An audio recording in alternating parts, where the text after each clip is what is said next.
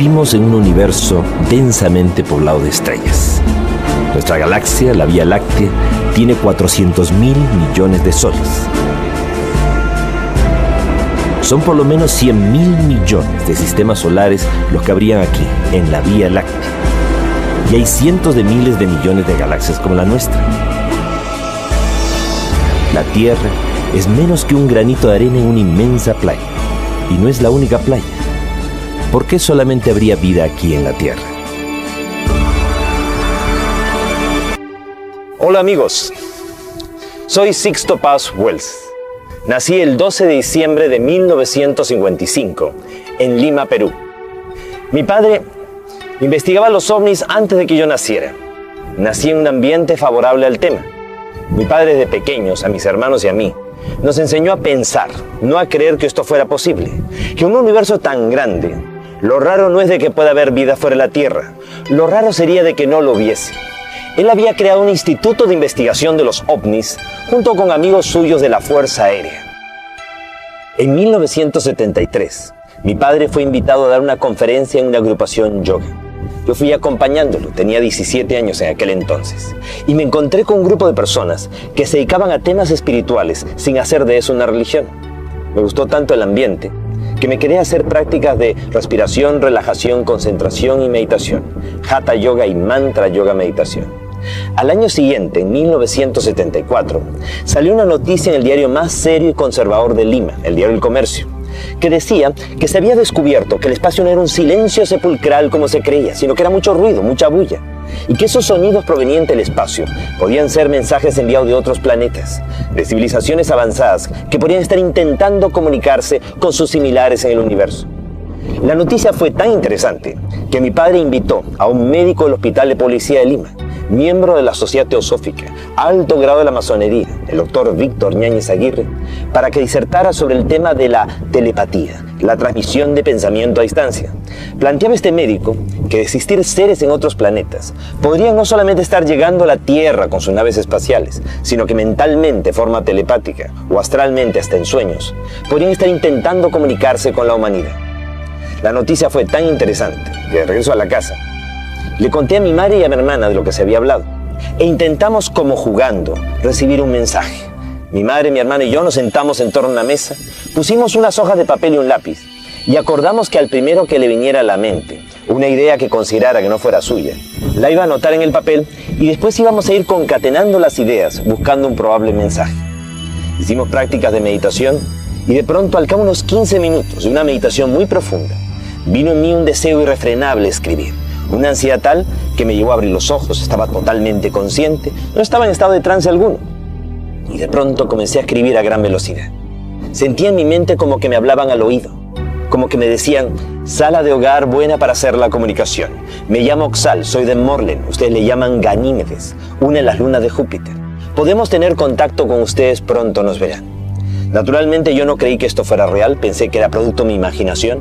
Sin embargo, mi madre y mi hermana me dijeron que habían recibido lo mismo, solo que no lo habían escrito. Yo lo había redactado simultáneamente en la medida en que lo iba recibiendo mentalmente. Era una psicografía, el fenómeno de escritura automática. Al día siguiente, con un grupo de amigos, repetimos el experimento y pedimos una prueba. Fuimos el 7 de febrero de 1974 al desierto de Chilca, al sur de Lima, donde el mensaje supuestamente nos estaba citando. Estuvimos allí desde el día anterior. No fuera a ser de que viéramos un meteorito, un satélite, un avión y nos confundiéramos y pensáramos que era el avistamiento anunciado. De pronto, se produjo un extraño resplandor. Detrás de los cerros se iluminó la noche como si fuera de día. Y todos hemos visto salir de entre los cerros un objeto luminoso que se desplazó sobre las crestas de las montañas. Quedó estable en el horizonte del lado derecho. El grupo que estaba disperso empezó a congregarse y todos empezamos a confrontar. Tú lo ves, yo también, ¿qué es esa luz? Cuando de pronto comenzó a ir descendiendo hasta que se colocó a una altura de unos 80 metros. Proyectó una luz como de mediodía. Era un objeto en forma de disco con una media docena de ventanitas. Todos sentimos pánico, terror. Nunca habíamos sentido tanto miedo como aquel instante. Y todos captamos en nuestra mente como que nos decían que no bajaban ese momento, porque nosotros no podíamos contener nuestras emociones, de que habría un tiempo y un lugar. Meses más tarde la nave aterrizó en el desierto. y los vimos físicamente. Seres de aspecto antropomorfo, humanoides, similares a nosotros. La comunicación inicialmente fue de tipo telepático.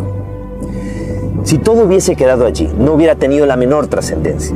Lo interesante es que un periodista español, Juan José Benítez, mundialmente conocido en la actualidad por la serie de los libros del caballo de Troya, cuando solamente era un corresponsal más de la agencia EFE, fue enviado al Perú a cubrir la insólita noticia de este grupo de adolescentes que afirmábamos tener contacto con extraterrestres. Él nos acompañó al desierto de Chilca y él, a la hora exacta del día de la cita, según nuestros mensajes, pudo ver aparecer en el cielo, para él, 2 ovnis, objetos voladores no identificados. Para nosotros eran BETs, vehículos extraterrestres dirigidos, demostrándoles que esto es una realidad y que sí es posible establecer un contacto, una comunicación con estos seres. De regreso a España, escribió su primer libro, OVNIS SOS a la Humanidad, de Editorial Plaza y Janés. Y eso hizo de que la experiencia de su contacto fuera conocida a nivel mundial. Con los años, el contacto fue cada vez más fluido y permitió recibir de estos seres la información que vamos a compartir con ustedes. La información del plan cósmico, de la cosmogonía extraterrestre, de los orígenes de la humanidad. Una historia que demostraría de que el ser humano es el resultado de más de un experimento genético extraterrestre. Que a lo largo de nuestra historia, aquí ha habido más de una hibridación y mestizaje. Naufragios estelares, colonizaje y hasta deportación de extraterrestres a nuestro mundo. Y que si no tomamos en cuenta el eslabón extraterrestre, la historia de la humanidad no tiene ni pies ni cabeza.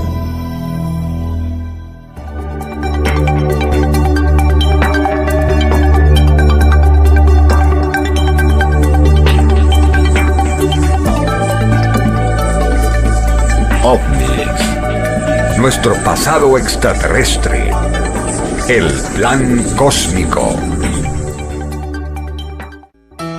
A fines de los años 70, empezaron a aparecer en el sur de Inglaterra una serie de marcas, unos patrones sobre los campos de cereales. Se les llamó de inmediato los agroglifos, los crop circles, los círculos de los campos de cosecha. Siempre aparecían en época de cosecha y sobre campos de cereales. Ya en la Edad Media se había registrado la observación de dichas figuras.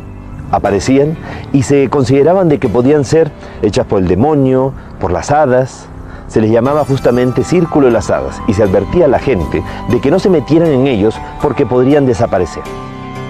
Cuando empiezan a aparecer estas figuras en los años 70, inicialmente eran figuras geométricas, círculos, triángulos, rectángulos. Inicialmente, cuando solamente eran círculos, se pensó que podían ser un fenómeno de geomagnetismo o algún tipo de remolino de viento, de pequeño tornado. Pero cuando ya las figuras se fueron tornando más complejas, estéticamente más bellas y más grandes, ya realmente hubo un interés, una preocupación por investigarlas. Y más aún cuando se dieron cuenta que las espigas no estaban más que dobladas.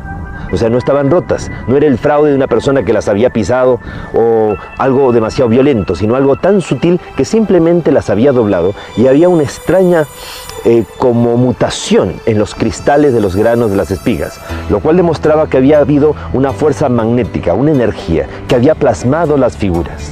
Era un mensaje del cielo aquí en la tierra. Logró videograbarse el momento mismo, en 1996, en Oliver Castle, que unas esferas luminosas comienzan a revolotear sobre los campos de cosecha e imprimen en fracciones de segundo este tipo de figuras. El 17 de agosto del año 2001, nuevamente al lado del radiotelescopio Shilbolton, aparecen un juego de 2 figuras. Inicialmente un rostro gigantesco tridimensional. A nivel del suelo no hay nada que nos haga pensar que ahí hay un rostro. Simplemente son montoncitos de trigo amontonados. Pero ese rostro no nos es desconocido. Es el mismo rostro de Sidonia en Marte. Aquel rostro que fue descubierto en una montaña sobre la superficie de Marte. ¿Y qué es la otra figura? Una figura rectangular que termina siendo la respuesta a un mensaje que fue enviado de la Tierra el 16 de noviembre de 1974. En aquella ocasión, Frank Drake, el amigo de Carl Sagan, utilizando el gran radiotelescopio de Arecibo en Puerto Rico, envió una onda de radio al cosmos, al espacio, a la M13, a la gran nebulosa de Hércules, a 24.000 años luz de distancia, con la esperanza de que si alguna vez alguna civilización inteligente la captara, nos respondiera. Las ondas de radio viajan a la velocidad de la luz, casi 300.000 kilómetros por segundo. Esa onda de radio se demoraría 24.000 años en ir, y si nos respondían, la respuesta llegaría después de 48.000 años. ¿Quién estaría para recibir la respuesta? Sin embargo, la respuesta llegó no después de tanto tiempo, sino después de 27 años. Y no a través de ondas de radio, sino a través de una impronta, una impresión sobre los campos de cereales. La figura se puede ver claramente que estos seres conocen los mismos elementos de la comunicación aquí en la Tierra, en este caso el lenguaje universal de los números, las matemáticas. También los mismos compuestos para la vida. En cuanto al código genético, hay variaciones. Del lado paterno está mutado o variado, lo cual demuestra que sería una suerte de seres transgénicos. O nosotros somos la variación para ellos. La estatura promedio de estos seres, por lo menos los que aparecen en este diseño, 1,20 m, pequeños con cabeza grande, como muchos de los seres que han sido observados en diversas partes de nuestro mundo. En cuanto a su ubicación en su sistema solar, a partir de su Sol estarían ocupando el tercero, cuarto y hasta las lunas de su quinto planeta. Pero si nos fijamos bien, tiene 9 planetas en torno a su Sol. Demasiada coincidencia con nuestro sistema solar. ¿O es que no nos están respondiendo de fuera del sistema solar, sino desde dentro de nuestro propio sistema? Y ellos tendrían bases en la Tierra, en Marte y en las lunas de Júpiter. En cuanto a la fuente de emisión del mensaje, no es un radiotelescopio, obviamente. Eso sería una forma muy primitiva de comunicación para ellos. La forma es, en este caso, los mismos círculos concéntricos y tangenciales que aparecieron un año antes, el año 2000, en el mismo lugar. Y lo que representarían que estos seres, para comunicarse con nosotros y responder, viajaron a través del tiempo y del espacio, a través de pliegues cósmicos, a través de puertas interdimensionales, ya que ellos dominan el espacio-tiempo. Y el que muchas de las figuras que están apareciendo en el sur de Inglaterra y en más de 25 países estén relacionados con los últimos descubrimientos de la ciencia, muestra de que hay un seguimiento, hay una supervisión por parte de ellos, hay una inquietud de que el ser humano recuerde mucho de una información que ya se encontraría en nuestra propia genética, ya que si nosotros fuimos sembrados en este planeta, pues simplemente lo que nos toca es recordar.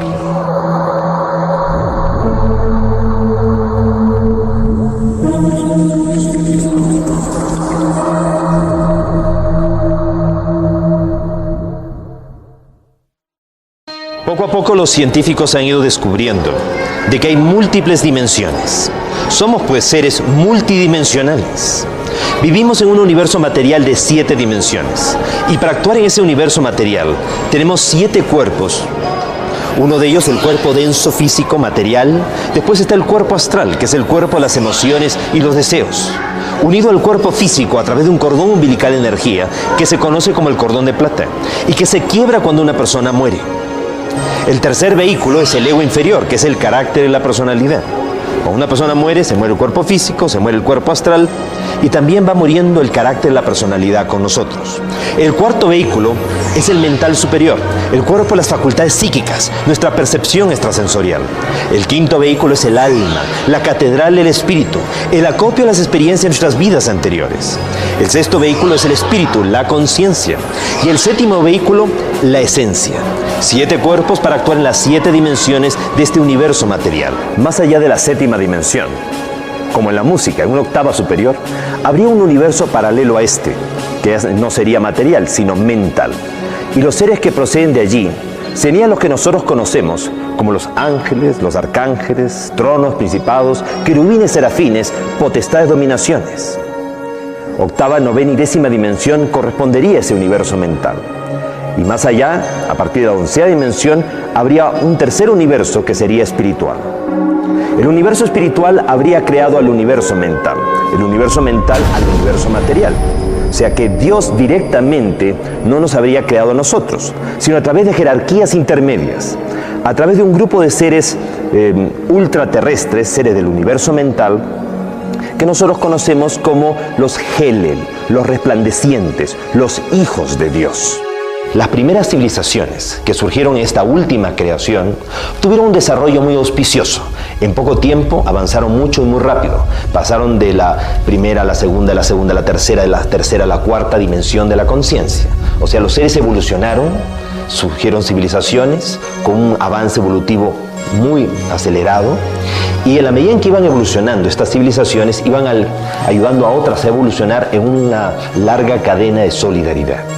Pero aquellos que iban adelante, llegó un momento en el cual se estancaron evolutivamente.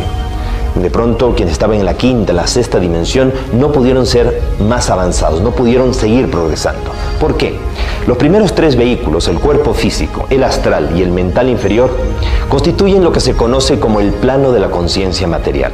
Nos conectan a través del plano material con el universo material de 7 dimensiones. El mental superior, el alma y el espíritu constituyen el plano de la conciencia mental y nos conectan a través del plano mental con el universo mental, con esas 3 dimensiones del universo mental, octava, novena y décima dimensión. Y el séptimo vehículo, que también podríamos dividirlo en 3, voluntad, sabiduría y amor, nos conectan a través del plano espiritual con el universo espiritual que sería de la 11ª dimensión para adelante. Aquellas civilizaciones que han alcanzado la tercera, la cuarta, la quinta, la sexta dimensión de la conciencia, no solamente han evolucionado a nivel de la conciencia material, sino también a nivel de la conciencia mental. Ellos han tenido un gran desarrollo mental, pero se han estancado en ese nivel. O sea, no han logrado conectar con la conciencia de lo espiritual. ¿Por qué? Porque quienes fueron sus guías, sus orientadores, eran los seres del universo mental. Ellos propiciaron o auspiciaron el desarrollo y la evolución de las primeras civilizaciones en esta última gran creación. Entonces, si la pauta, el punto de referencia, la enseñanza tenía limitaciones, esas limitaciones se vieron también manifiestas en el desarrollo evolutivo de las civilizaciones. Se estancaron evolutivamente. Entonces, se habría producido, según lo que los extraterrestres relatan en las experiencias de contacto, un concilio cósmico en el cual los seres ultraterrestres, los seres del universo mental, los Heli, los padres creadores, dialogaron para tratar de entender cuál había sido el error que se había cometido en esta última creación. Y Lucifer, Luzbel o Luj, una entidad muy elevada del universo mental, pues habría sugerido que el error cometido era haber facilitado mucho el proceso de la evolución.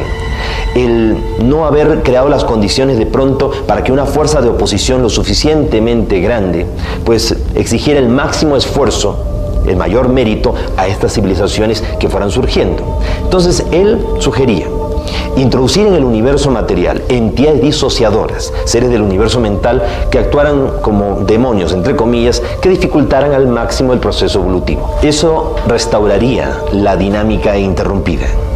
Pero Luj, Lucifer o Luzbel, esta entidad, consideraba de que había que trabajar sobre aquellas civilizaciones sobre las cuales ellos habían orientado, dirigido, sobre las que ellos habían actuado directamente. Aquellas civilizaciones que estaban en la quinta o la sexta dimensión de la conciencia, que les faltaba poco para alcanzar esa séptima dimensión, esa conexión con el universo origen. Sin embargo, los demás seres ultraterrestres no estaban de acuerdo. Era como cambiar las reglas de juego. Es como que tengamos nosotros a un hijo en una escuela militar internado con una disciplina rígida y faltándole un año para graduarse, lo sacamos de esa escuela, lo ponemos en un colegio mixto, que no es internado, que no tiene disciplina rígida, es muy probable que naufrague. Entonces no se pueden cambiar las reglas de juego sobre lo que ya está avanzado. Entonces sugirieron estas otras entidades más bien trabajar sobre civilizaciones nuevas, sobre civilizaciones que recién se estaban iniciando. Pero también hubo voces en contra, sugiriendo de que no era justo pues variar las reglas de juego sobre esas civilizaciones. Así que hubo otra alternativa, la de trabajar sobre civilizaciones que nunca hubieran existido, sobre planetas que nunca hubieran surgido. Uno de esos planetas que sería seleccionado fue la Tierra. ¿Por qué? Porque según los extraterrestres, hace 1200 millones de años, la Tierra murió producto de impactos de lluvia meteórica que extinguieron la vida en el planeta Tierra. Entonces, nuestro mundo, al ser un planeta sin futuro, un planeta muerto, permitiría realmente llevar a cabo este experimento. Y así como la Tierra, otros 7 planetas más. Un grupo de civilizaciones extraterrestres recibió la autorización de parte de jerarquías cósmicas de seres de otras dimensiones, como para viajar a través del tiempo y del espacio y llegar a la Tierra antes de que la Tierra muriera e impedir de que muriera, creándole con ello un tiempo alternativo paradójico. Imaginémonos por un instante que el tiempo en el universo es como una espiral ascendente. En una de las curvas de la espiral, la Tierra murió, pero el universo continuó. Entonces un grupo de civilizaciones que puede viajar a través del tiempo y del espacio, a través de pliegues cósmicos, de puertas interdimensionales, llega a la Tierra antes de que la Tierra muera e impide de que muera. Ellos se encargaron de transformar esos mares ácidos en mares alcalinos, sembraron esporas en nuestro mundo, aceleraron el proceso de la vida, con la intención de que nuestro planeta algún momento llegara a albergar una civilización con un potencial psíquico y espiritual capaz de lograr niveles de evolución que ni siquiera ellos han alcanzado. Una civilización que fuera capaz de reconectar, de establecer el puente de comunicación con el universo origen, con el universo espiritual. Una civilización que terminara convirtiéndose en maestro de sus propios maestros. El que se diera esta oportunidad a civilizaciones nuevas no fue algo que contentara o que dejara muy tranquilo a esta entidad lujo Lucifer, que desde el primer momento trató de boicotear, sabotear, impedir que el proyecto se llevara a cabo, porque no era como él había sugerido. Vamos a encontrarnos entonces que la primera civilización que se llega a establecer en el planeta es de origen extraterrestre. Seres de la constelación del Cisne aterrizaron en nuestro planeta cuando solamente era un gran continente, Pangea, en donde correspondería a la Antártida. Y a esta primera civilización se le llamó Antártica. Tiempo después llegan otros seres en lo que ya correspondería a la era mesozoica o secundaria y se instalan en la parte superior del norte de Europa, en lo que viene a ser la civilización hiperbórea o hiperboreal, la parte superior del norte. Estos seres coexisten con un mundo inestable, violento, que está dominado por los dinosaurios, y va todo siguiendo un proceso de supervisión continua, constante, un seguimiento, manipulaciones de tipo genético por parte de estos seres. Sin embargo, hace 65 millones de años, sin que ellos pudieran evitarlo, se produjo lluvia meteórica, un terrible desastre, una catástrofe cósmica que llevó a que un asteroide de casi 10 kilómetros de diámetro llegara a impactar a nuestro planeta, dejando un cráter de 250 kilómetros de diámetro en las costas de Mérida, en el Yucatán.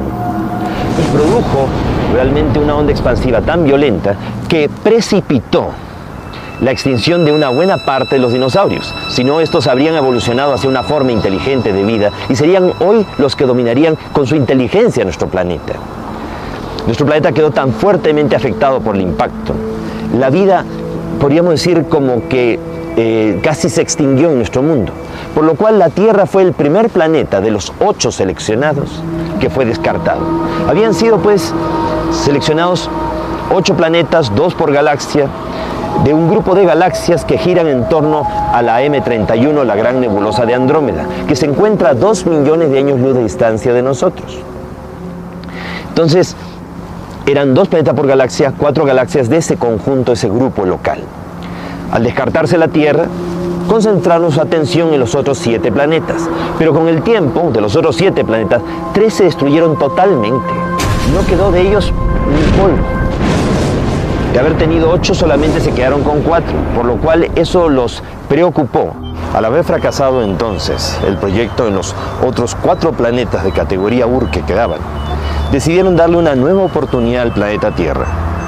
Y estos seres, viajando siempre a través del tiempo y el espacio, el tiempo para ellos no está pasando igual que para nosotros, llegan a nuestro mundo y se encuentran que hace 80.000 años, la raza lemuriana, la raza negra, originaria del planeta Tierra, llegó a evolucionar mucho, a tal punto que despertó toda su potencialidad, su percepción extrasensorial. Los seres humanos de aquel entonces fueron capaces de descubrir de que vivíamos en un tiempo alternativo, diferente al real tiempo del universo, y que ese tiempo podía ser flanqueado, que podía ser atravesado. Ahora, parte del desarrollo se había producido producto del consumo de plantas alucinógenas, algo que para los seres extraterrestres pues no estaba bien. Cuando los extraterrestres que se habían dedicado a los otros 4 planetas estaban pendientes del proceso evolutivo, se enteraron de que la humanidad de la Tierra estaba evolucionando, estaba avanzando, pero lo había hecho bajo un proceso que no era el que ellos consideraban el más adecuado, decidieron venir aquí. Y hace unos 30.000 a 35.000 años de los nuestros, se produjo un terrible retroceso. Estos seres habrían contribuido, los extraterrestres, a un olvido colectivo de la humanidad. Es algo que se menciona en el libro de la Biblia, en el capítulo 11 del Génesis, cuando se refiere de la Torre Babel. Hubo una época de la historia de la humanidad en que los seres humanos hablábamos un solo idioma, o sea, teníamos desarrollado la telepatía, la percepción extrasensorial, y habíamos sido capaces de construir una escalera al cielo, o sea, una conexión con lo superior, con esas otras realidades. Dice la Biblia que los Elohim tuvieron temor de que al ser humano no les resultara nada imposible, así que ellos decidieron intervenir para hacernos olvidar. Y se produjo hace 30.000 a 35.000 años atrás un terrible retroceso en el ser humano, un olvido generalizado en el cual ellos podrían retomar el proceso evolutivo, pero ya con la propia supervisión, ya con el control de ellos.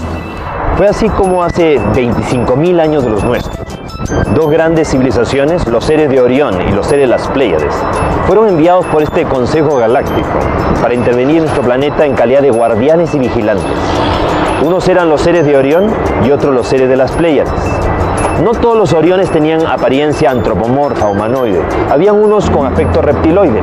Precisamente el jefe de los Oriones se llamaba Satanel, Satán o Satanás, un extraterrestre, que no hay que confundirlo para nada con Lucifer o Luzbel, que sería un ultraterrestre.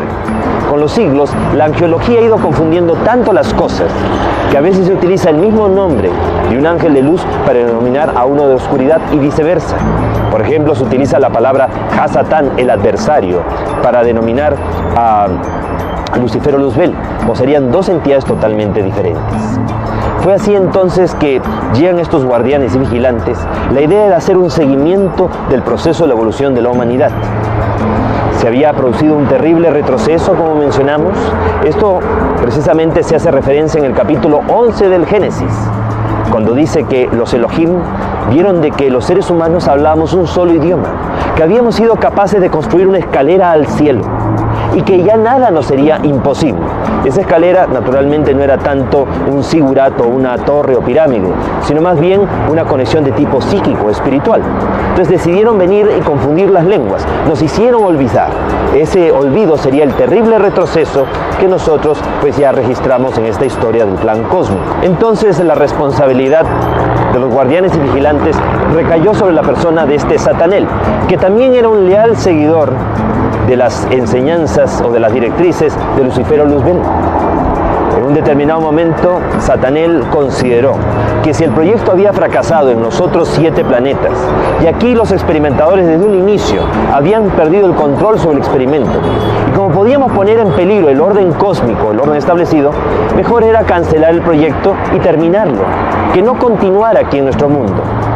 No todos los guardianes y vigilantes estuvieron de acuerdo con esta postura, y unos se mantuvieron fieles al plan cósmico y otros en contra. En aquel entonces se produce una especie de tensión, de crisis entre los guardianes. Inicialmente fue a nivel teórica, pero posteriormente pasó a ser una verdadera guerra de galaxias, cuyos ecos todavía resuenan en el universo. La Biblia nos habla de la guerra de los hijos de la luz contra los hijos de la oscuridad, la guerra de los ángeles. El Mahabharata, el Ramayana, nos habla de verdaderas guerras de galaxias, teniendo como escenario neutral de sus batallas nuestro mundo. Al final, los líderes de la disidencia fueron sometidos y fueron enviados a la Tierra en calidad de deportados. No querían venir a ayudarnos por las buenas, los enviaron por las malas. Si bien no todos los Oriones participaron de la disidencia, muchos se mantuvieron fieles al plan cósmico, se les reemplazó por seres de Sirio, de Can Mayor, quienes junto con los pleiadianos quedaron en calidad de guardianes y vigilantes. Los Oriones que se mantuvieron fieles se les llevó a las lunas de Júpiter y quedaron allí en colonias mineras en un estado de observación de nuestro planeta, con miras a que algún día ellos pudieran actuar como instructores planetarios y resarcir a la humanidad por el daño que nos habían ocasionado sus congéneres o reivindicarse ellos como civilización. Estos seres que fueron deportados aquí a la Tierra tendrían que haber cambiado de actitud.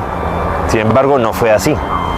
Desde un primer momento, declarar una guerra a muerte a la humanidad, tratar de impedir de que se cumpliera el plan cósmico, de que la humanidad llegara a ese nivel de evolución que ellos no querían o temían que pudiera lograr realmente el ser humano.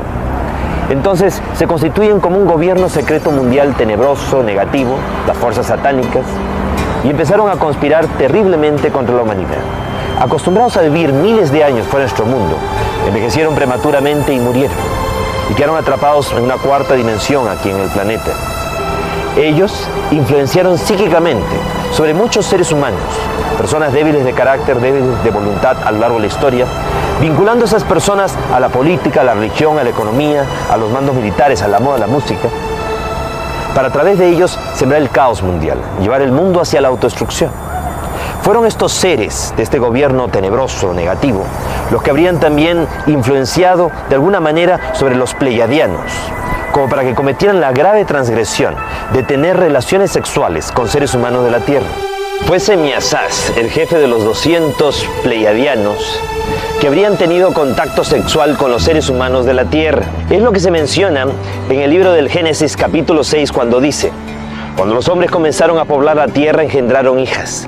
Y viendo los hijos de Dios, los ángeles del cielo, que las hijas de los hombres eran hermosas ante sus ojos, tomaron de entre ellas cuantas quisieron y procrearon de estas los antiguos héroes de antaño. Fueron así pues estos 200 extraterrestres los que habrían tenido contacto sexual y se habrían producido híbridos, mestizos, que fueron reunidos en un grupo de 10 islas, la mayor de ellas, la isla de Undal, en el Océano Atlántico. Allí establecieron su capital en Poseidonis o Poseidópolis, tal como lo menciona Platón en sus diálogos, el Critias y el Timeo, y también en la República. Fue tal el conocimiento y la tecnología recibida de parte de los padres extraterrestres hacia los atlantes, que eso le permitió a ellos desarrollar grandes laboratorios de experimentación. Ellos manipularon los cerebros y la genética de delfines y ballenas, lo que habría contribuido al avance de estos seres. También le permitió a los atlantes viajar más allá de nuestro planeta, viajar hacia las estrellas. Ellos habían tenido la intención de establecer colonias en Maldek, Tyr, Mayona, un planeta que existiría entre Marte y Júpiter, y utilizarían Marte como trampolín para poder llegar allí. Como esto iba a permitir que los atlantes se alejaran del proceso evolutivo de nuestro planeta y no lo afectaran, pues también se les colaboró, se les permitió. Por eso encontramos en Marte un rostro gigantesco, descubierto en 1976 por las sondas Vikingo 1 y Vikingo 2, en la zona de Sidonia. También pirámides en la zona de Eliseo y lo que parecen ser ruinas de grandes ciudades en la zona de Utopia. Los atlantes habrían coexistido con una raza originaria de Marte que viviría en el subsuelo de Marte, quienes habrían recibido a los atlantes con curiosidad. La tecnología recibida, el gran avance desarrollado por los atlantes, llevó a una serie de destrucciones de esta civilización. Es más, ellos atrajeron a un asteroide de órbita errática, llamado en aquel entonces Marduk, que habría impactado contra Tyr, Mayona o Maldek, y la lluvia meteórica generada habría impactado y destruido las colonias que se habían establecido en Marte.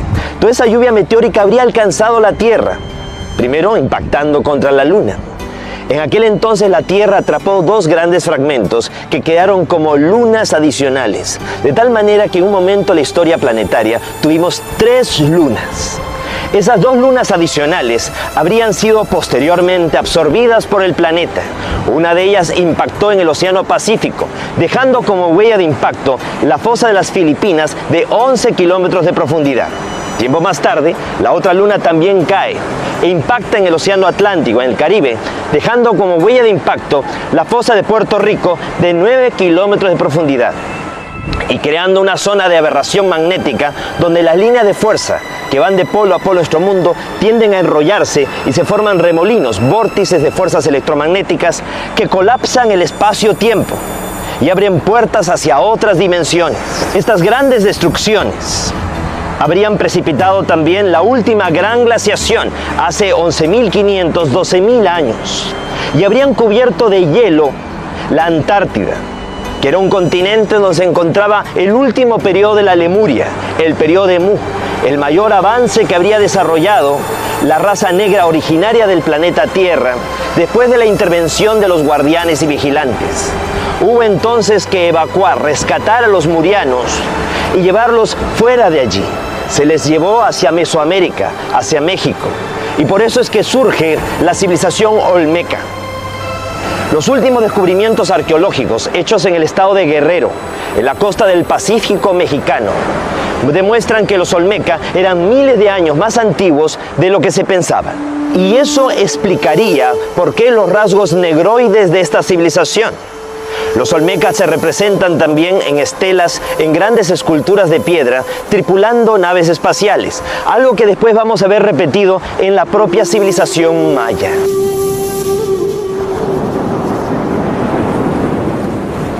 Para contrarrestar el efecto nefasto de toda esta influencia negativa, fueron enviados aquí a la Tierra 32 seres extraterrestres de 32 civilizaciones diferentes, que aterrizaron en el desierto del Gobi, en la Mongolia, y fundaron la mítica Shambhala, la capital del reino de Agartha, el mundo intraterrestre.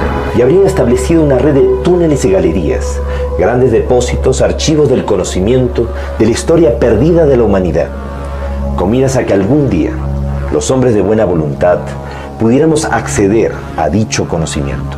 Y pudiéramos despertar conciencia, recordar cuál es esa misión dentro del plan cósmico que se nos ha asignado. Aprender a amar y enseñar a otros a amar, pero el amor en su exaltación suprema, en su esencia. Después del desastre que supuso la destrucción de la Atlántida y el último periodo de la Lemuria, los extraterrestres, los guardianes y vigilantes, decidieron acelerar el proceso de la humanidad. Y fue así que concentraron sus esfuerzos en Mesopotamia. Surge el proyecto Sumerio. Sumer o Sumeria se traduce como el país de las naves espaciales. Y es que allí se construyen las primeras pirámides, los zigurat o sicurratu, que no eran solamente torres de observación astronómica o meros templos, eran torres de descenso y ascenso de naves espaciales, tal como hoy se puede traducir de las tablillas de arcilla en escritura ideográfica, simbólica y cuneiforme que han llegado hasta nuestros días. En la época de la Sumeria surgen pequeñas ciudades-estado en donde los extraterrestres deciden trabajar sobre colectivos amplios de personas, dándoles una instrucción y un conocimiento, pero sin alentar dependencias. La civilización sumeria va logrando un gran desarrollo y los propios sumerios eligen a los patesi o los ensi, representantes del pueblo, para que mantengan la comunicación fluida con los an, con los dioses del cielo, que no todo el tiempo estaban aquí, sino que venían de vez en cuando. Y cada vez que venían, pues había ese intercambio de información y conocimiento. Pero en aquel entonces, la cuarentena planetaria que ejercían los guardianes y vigilantes no era tan rígida, lo cual permitió que no solamente los An, los dioses con D minúscula del cielo, extraterrestres con buenas intenciones dentro del plan cósmico, vinieran aquí, sino también llegaran los Anunnaki, los hijos del príncipe, seres de aspecto también reptiloide vinculados a Satanel y a las fuerzas satánicas, y de vez en cuando actuaran en nuestro mundo de una forma como muy negativa, tratando de enfrentar a los sumerios entre sí. Se produjeron grandes guerras entre las ciudades sumerias y fueron alentando el desarrollo muy violento de otros pueblos como los acadios, quienes terminaron extinguiendo o destruyendo a los sumerios. Al fracasar el proyecto sumerio de trabajar sobre un colectivo amplio de personas, porque al final de todas maneras se crearon dependencias, vivían muy pendientes del retorno de los An. Decidieron entonces los extraterrestres, los guardianes y vigilantes y los instructores planetarios trabajar sobre una élite de individuos. Se escogieron así a los sacerdotes egipcios, herederos del conocimiento atlante, sobrevivientes de la Atlántida, llegaron a Egipto, y también del conocimiento extraterrestre, ya que habían colonias extraterrestres en la zona de Egipto. Sobrevivientes de Sumeria también se afincan, y con toda esa suma de conocimiento e información va a surgir la gran civilización egipcia. Cuando todavía el resto de la humanidad se debatía en el Neolítico, aparece la gran civilización egipcia. La ciencia nos enseña que todas las grandes realizaciones de una civilización nunca se consiguen ni al principio ni al final, sino en el momento de mayor esplendor, de mayor desarrollo. El mayor desarrollo, extensión y expansión de Egipto fue entre la 18, 19 y 20 dinastía del Imperio Nuevo. Sin embargo, en aquella época no hay nada que se asemeje a las pirámides, que son de la tercera y cuarta dinastía. Sobre todo las pirámides de Keops, Kefren y Miserinos, las más famosas, son de la cuarta dinastía, del Imperio Antiguo, de la época más antigua de Egipto, lo cual resulta realmente imposible. Eso muestra claramente la conexión en la antigüedad que hubo con estos seres del cielo y con los remanentes atlantes. Los sacerdotes egipcios, al haber recibido un conocimiento superior, tenían que habérselo retransmitido al pueblo, compartiéndolo de una forma que lo pudieran digerir, que lo pudieran sobrellevar. Sin embargo, con el tiempo los sacerdotes, en vez de compartir el conocimiento, se lo guardaron para ellos solos, se retroalimentaban de él. Y cuando ellos a su vez tenían que iniciar a otros, no compartían todo lo que sabían, sino una parte del conocimiento. Quizás porque consideraban que no eran dignos o porque no querían que les quitaran el puesto de trabajo. El asunto es que el conocimiento se fue diluyendo. Llegó un momento en el cual se fue perdiendo. Y Egipto cayó realmente en la influencia de estas fuerzas tenebrosas, oscuras, negativas, que lo que buscan es que la humanidad no sepa, no recuerde. Entonces, al fracasar el proyecto de trabajar sobre un colectivo amplio o sobre una élite de individuos, se decide trabajar sobre un individuo y programar su genética. Es así como la suerte recae sobre la persona de Abraham. Abraham, un psíquico nato, fácilmente entraba en comunicación telepática con estos seres. Y además era un hombre tan inteligente, con un criterio tan amplio, que aceptó en esa época en que había 1001 templos a 1001 dioses, la idea de un solo Dios, conceptos, como digo, muy, muy avanzados. Entonces, la idea fue programar la descendencia de Abraham. Y se puede ver claramente a través de la historia sagrada, pues las continuas intervenciones genéticas o intervenciones y manipulaciones de estos seres. Abraham no podía tener hijos en Sara. Sin embargo, con la ayuda de los de arriba, llegó a tener a Isaac. Isaac se casa con Rebeca, pero Rebeca tampoco podía tener hijos. Sin embargo, con la ayuda, concibió a Esaú y Jacob. Jacob se casa con Lía, su prima, y luego con Raquel, a la que realmente amaba, pero ella también era estéril. Con la ayuda de los de lo alto, con la ayuda de estos seres de otros mundos, llegó a concebir a José, el de los sueños premonitorios y precognitorios, el del don de profecía, el que interpretó los sueños del faraón. Sansón, hijo de padres estériles. Samuel, lo mismo.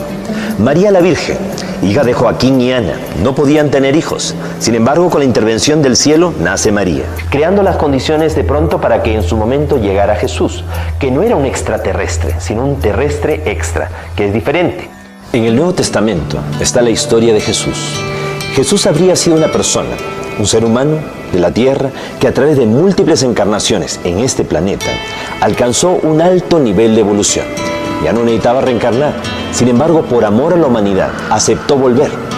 Y durante 30 años de su vida, Jesús se preparó para que durante los 3 años de vida pública, en él se produjera una simbiosis cósmica, una transmigración, por la cual un ser de la categoría de los hijos de Dios, un Gelel, un resplandeciente, uno de los padres creadores, Micael o Miguel, se fusionara con él, coexistiera durante esos 3 años y lo acompañara en la realización de su gran misión. ¿Y en qué consistía esa gran misión? Precisamente enseñarle a la humanidad de que el amor es la fuerza más poderosa del universo, capaz de vencerlo todo, de transformarlo todo, incluso vencer la muerte, y entendiendo el amor como el respeto, la comprensión, la tolerancia y el perdón entre los seres humanos. Llegará un día, según el Apocalipsis, en que la humanidad accederá a un conocimiento que durante mucho tiempo le estuvo oculto. El día que la humanidad accede a ese conocimiento, las fuerzas de la oscuridad quedarán sometidas a la humanidad por 1000 años. Al cabo de esos 1000 años, que empezarían a partir del 22 de diciembre del año 2012, empezaría el verdadero milenio, y al final de ese milenio se esperaría que la humanidad se ponga del lado de las fuerzas de la luz en una última gran batalla, la batalla de Armagedón. Pero ¿qué pasaría, digo yo, si el día que la humanidad sepa que hemos sido víctimas de una conjura cósmica, en que fuerzas extraterrestres y ultraterrestres, nuestros padres creadores y aún hasta nuestros hermanos mayores han conspirado contra la humanidad? ¿Qué pasaría si en esa ocasión, en ese momento, en vez de que la humanidad luche contra la oscuridad en un acto de amor supremo, digamos: Padre, perdónalos porque se equivocaron, trataron de impedir la evolución del hombre sobre la tierra y por el contrario, hicieron que tuviera mayor valor, mayor significado? Fue tal la presión sobre el carbón, o sea, la humanidad, que al final la calidad del diamante fue excelente. Y se sellaría en ese momento una redención cósmica de la Tierra hacia el cosmos. ¿Qué es lo que se espera que ocurra en los próximos años? Se espera que la humanidad acceda a un conocimiento que estuvo oculto, que salga a la luz mucha información que ha sido ocultada por parte de los gobiernos y las religiones. Y ese salir de la oscuridad hacia la luz, ese despertar, va a ser tan violento que mucha gente no lo va a poder resistir. Así que en los próximos meses, en los próximos años, se va a accesar a mucha información. Entre las cosas que la humanidad va a descubrir, va a ser de que estamos en un tiempo alternativo, paradójico, que no estamos en el tiempo real y que nos estamos acercando a una reconexión, a una sincronización de los tiempos. En los próximos meses, en los próximos años, vamos a ver un aceleramiento de todo el potencial psíquico, en sueños y conscientemente. También en los próximos meses, en los próximos años, se van a registrar cambios, grandes transformaciones en el planeta Tierra, a nivel ecológico, a nivel climático, catástrofes naturales de gran envergadura. ¿Por qué? Porque la Tierra está acercándose a un gran parto planetario, una gran transformación. Los mayas sabiamente supieron anticipar todo esto. Ellos consideraron de que a partir del año 2003, cada año simbólicamente iba a ser como un mes de gestación previo a un gran parto planetario. De ese gran parto que se espera que deba ocurrir de aquí al 22 de diciembre del año 2012, cuando se produzca este giro del tiempo. Ahora, ¿la humanidad estará en capacidad realmente de cumplir esa gran responsabilidad, esa gran misión que se le ha asignado? ¿Seremos capaces realmente en su momento de un perdón cósmico si antes no somos capaces de vivir en tolerancia y de perdonarnos y aceptarnos a nosotros mismos tal como somos y aceptar a nuestra familia, a los demás tal como son? Hoy las fuerzas tenebrosas están tratando de incentivar a como dé lugar el odio racial, el odio étnico, las luchas y enfrentamientos de tipo religioso. Entonces estamos en el mejor momento de la historia de la humanidad como para que demostremos un verdadero nivel de espiritualidad, procurando la unidad en la diversidad. Todo lo que nos une y no lo que nos separa. Recordemos, somos seres humanos en este hogar que es el planeta Tierra, un planeta que está predestinado para ser luz de los demás, en este caso, luz del cosmos. No somos el centro de la creación, pero sí el centro de una expectativa cósmica. Si no, tantas civilizaciones extraterrestres no estarían llegando desde tiempos inmemoriales a nuestro mundo. Estamos viviendo en el momento más extraordinario de la historia humana, el momento de las grandes definiciones, y es el momento del gran despertar. O logramos transitar todos, o realmente no conseguiremos cumplir realmente el objetivo. Y no se necesita mucha gente para que el mundo cambie. Los Hopi, los indios pueblo, hablaban de 144.000 danzantes del sol, que tenían que mantenerse danzando durante la terrible noche oscura de la humanidad para asegurar el nacimiento del nuevo día. El Apocalipsis nos habla de 144.000 personas que lavaron sus vestiduras, o sea que despertaron conciencia. Como decimos, no se necesita mucha gente para que el mundo cambie. Lo que se necesita es que toda esa gente que vaya cambiando, pues ponga lo mejor de sí y se mantenga constante, comprometida en su proceso de cambio. Recordemos, vivimos en un universo sin límites. El único límite es nuestra ignorancia. No crean nada de lo que han escuchado. Piensen, reflexionen, pero sobre todo sientan, ya que la verdad está dentro de cada uno.